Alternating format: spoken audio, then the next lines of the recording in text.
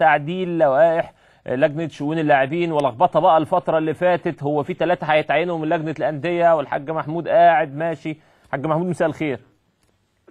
ومحمود قد اللي سالته ويختار والحاج محمود يصرح ان هو متمسك بالاستمرار. جمال علام طلع وقال لك مش من حقه عايز يمشي هو ما يعينش حد. الدنيا ولعت. شغل جامد. شغل جامد يا سيف، وحشني. ربنا يخليك يا حاج محمود.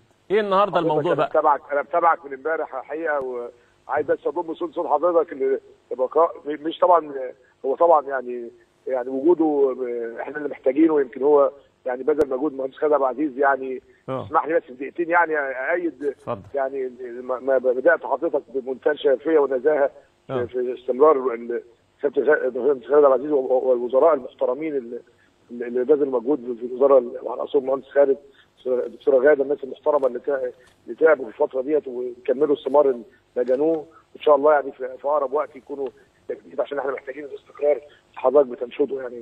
يعني دي اول حاجه.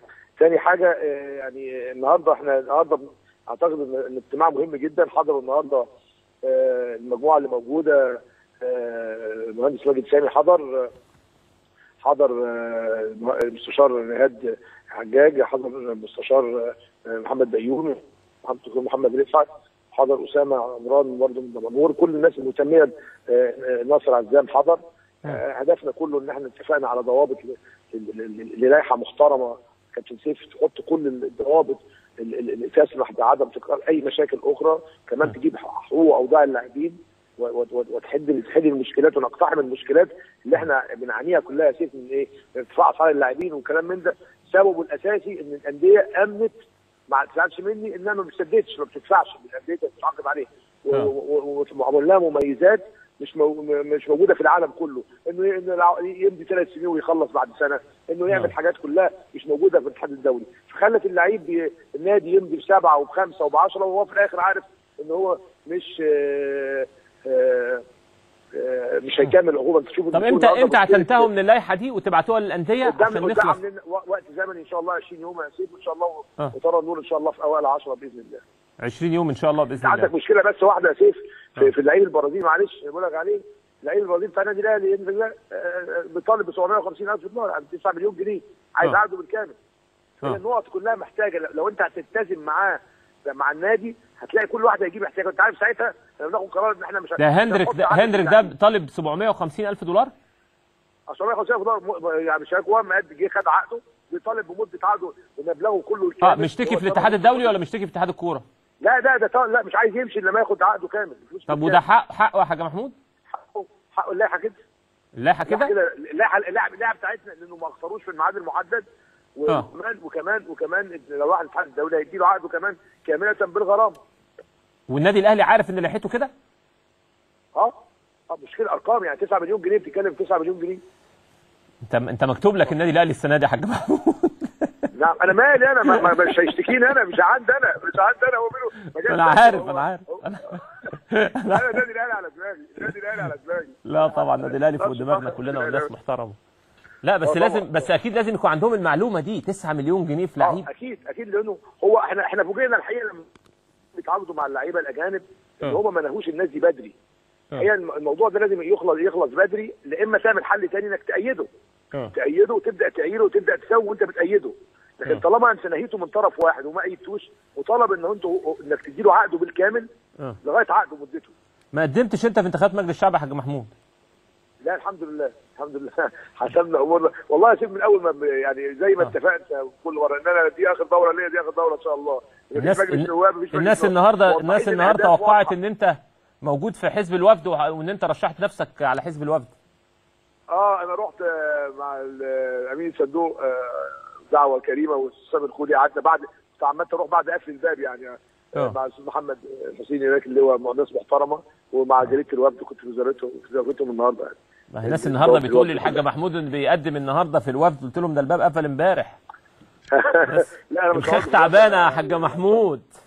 لا زي ما انا شايف على العهد، انا مجمد النشاط السياسي لاجل غير مسمى، وربنا يوفق الجميع ويعدي طب الحمد لله. التصريح اللي يعني سالت فيه الحقيقه اعضاء مجلس اداره كتير جدا، حضرتك والاستاذ مستشار مجدي المتناوي والكابتن احمد مجاد، كل الناس، ان الدوري، هل الدوري ممكن يكون 19 نادي فعلا؟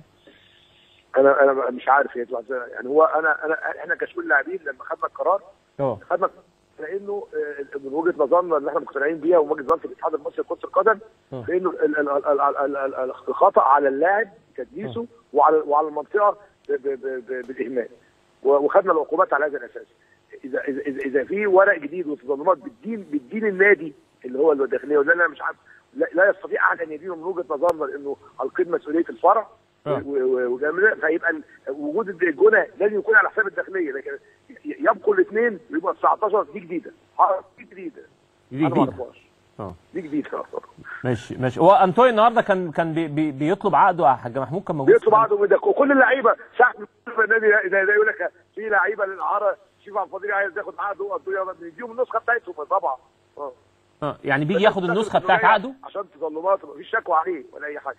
لا معلش تاني يا حاج محمود، قبل كده برضه الشيخ عبد الفضيل جه خد، وصالح جمعه جه خد، كل لعيبه النادي الاهلي والزمالك بياخدوا عقودهم يعني. بياخدوا عقود. طب ما بياخدش ليه من النادي بتاعه؟ هو حضرتك النظام الجديد انه كله دلوقتي بيتراجع السنه كله على السيستم، النادي خلاص خلص ورقه على السيستم. النادي خلاص خلص وقيد كله بالسيستم. العقد ده ورقي، ده المره الاخيره العقود يجي ياخدها، الاربع نسخ موجودين عندنا اصلا. تمام. اخيرا بقى نسخ اللاعب اتفضل.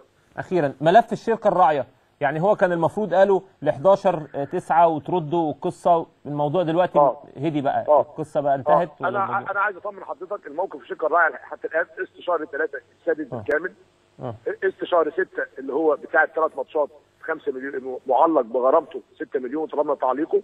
قسط شهر 9 المفروض وعدنا يعني ما عندناش اي غرام، قسط 9 المفروض يدفع خلال شهر 10 اللي هو الشهر ده، خلال شهر 9 ده وعدونا بشيكاته. ما عندناش مشكله دلوقتي، متاخره خالص في كاس مصر الكامل جه والقسط جه، احنا ما عندناش حاجه خالص متعلقه مع الشركه الراعيه الا القسط بتاع شهر 6. محمد كامل يتحسد يعني دافع للزمالك واتحاد الكره والانديه ماشيه معاه. النهارده كان والله بيبذل مجهود. بص ظروف صعبه جدا، واحنا لازم يعني نتعايش مع الموقف ان احنا النهارده الانديه والبتاع كلها طالبه في وقت واحد استحقاقات من حق. احنا طالبين كمان 23 مليون جنيه 15% بتوعنا طالبينهم من الشركه الراعيه. الانديه طالبه الدفعه المستحقه بتاع بدايه الموسم. هو لجنه الانديه فعلا طالبه تخفيضهم يا حاج محمود؟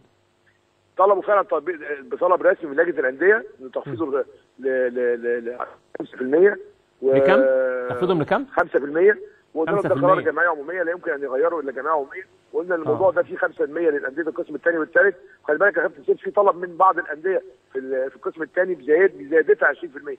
والحقيقه جمال بيتصدى هذا الموضوع عشان ما يحصلش فتنه داخل الجمعيه العموميه. بس يعني برضو انكم تتقلوها هتيجوا على حساب الانديه برضو الضعيفه، لان ده اللي بيسوق يعني. بالظبط.